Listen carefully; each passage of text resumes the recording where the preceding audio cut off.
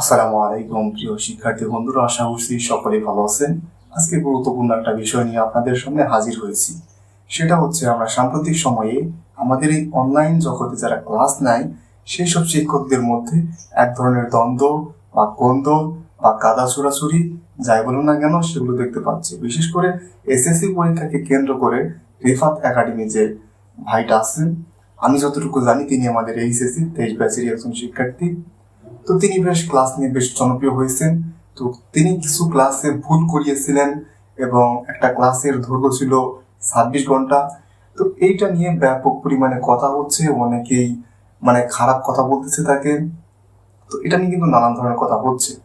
কেউ কেউ আসলে ভাইরাল হওয়ার জন্য হচ্ছে, আবার কেউ কেউ ভাইরাল হয়ে গেছে ইতিমধ্যে, কিন্তু তার পেজটাকে আরো বেশি উঁচুতে নেওয়ার জন্য করছে। হয়তো আমিও তাই একটু ভিউ পাওয়ার জন্য করছি, কিন্তু যা কথা বলবো সেটা আসলে রিজনেবল কথা আমি বলবো। দেখুন, ভুল কার না হয়, ভুল কার না হয়, যারা এসব নিয়ে কথা বলছে তাদের কি ভুল হয় না? ভুল সবারই হয়। এই জন্যে কিন্তু আপনাদের এইসব কথা সাইড রাখা উচিত যারা এরকম সমালোচনা করছে। কারণ তারা যারা কথা বলছে তাদের যে ভুল হয় না তা না, ভুল হয়। একটা সে ভুল ধরিয়ে দেওয়ার জন্য কথা বলা।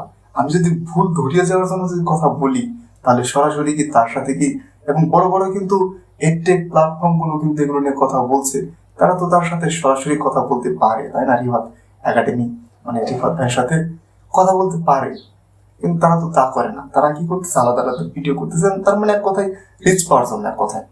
কারণ তাদের সাথে, যেমন আমাদের তো, আমরা ছোট ছোট কন্টেন্ট ক্রিয়েটর, আমাদের সাথে তো ইচ্ছা করলেই যোগাযোগ করতে পারবো না তার সাথে, কিন্তু তারা তো পারবে। তারা তো মেসেঞ্জারে গোপনে বলতে পারতো তুমি এখানে ভুল করতেছো, এটা করতেছো, ওটা করতেছো, কিন্তু তা কিন্তু করেনি। আর আপনাদেরকে বলবো, যারা শিক্ষার্থী আছেন, অনলাইন জগতে সবকিছু বিশ্বাস করার কোনো কারণ নাই, সবকিছু বিশ্বাস করার দরকার নাই। কারণ অনলাইন জগতে আপনারা যা কিছু দেখেন তা কিন্তু আসলে সত্য নয়। একটা ক্লাস দেখে একদম অন্ধবিশ্বাস করে এই ভাইয়ের বিরুদ্ধে কিছু বলাই যাবে না, কিছু করাই যাবে না, এইরকম মনোভাব কখনোই রাখবেন না, কখনোই রাখবেন না। কারণ কি জানুন, মানুষ মাত্র ভুল, ভুল হলে সেটা ভুল নিতে হবে, স্বীকার করতে হবে। সেটা আপনাদের মধ্যেও বেশি যুক্তি দেখানো যাবে না যে না উনি ঠিক, ভুল তো হতেই পারে, তাই না? ভুল হতে পারে না। আর আপনারা যেহেতু 9-10-এ পড়েন বেশিরভাগ শিক্ষার্থী, তো যে কোনো ক্লাস হওয়ার আগে শুধু একটা দেখবেন, আরো যদি সম্ভব হয় 2-1টা দেখুন, গাইড বই বা সবকিছু একটু দেখুন।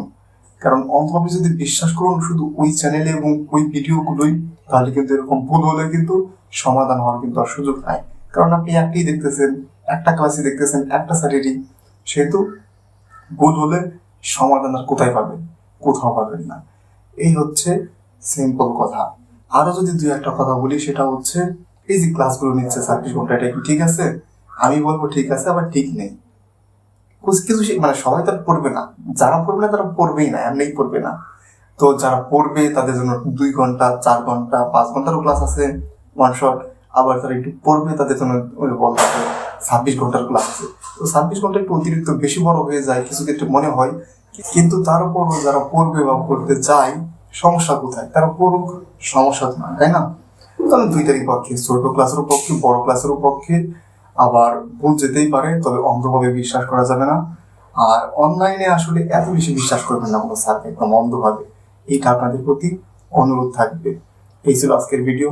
ভিডিওটি ভালো লাগবে অবশ্যই আমাদের চ্যানেলটি সাবস্ক্রাইব করার অনুরোধ রইল, কারণ যেহেতু আমাদের চ্যানেলটি ছোট। আর আপনাদের সকল ক্লাস আসতেছে ধীরে ধীরে। তো কোন টপিকের উপর ভিডিও দেখতে চান সেটা আপনারা কমেন্ট করতে পারেন। সকলকে ধন্যবাদ। আসসালামু আলাইকুম।